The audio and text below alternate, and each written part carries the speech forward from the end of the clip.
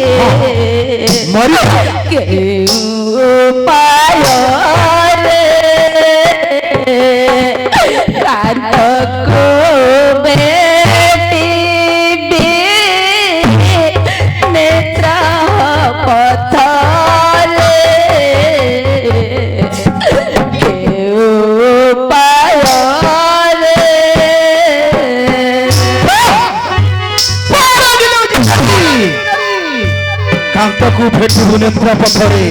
स्वप्न देखु था चाहि बसी था तू चाहि चाहि ए राती पाहि जीवो किंतु तो कांत केबे मध्य फेरिबो नाही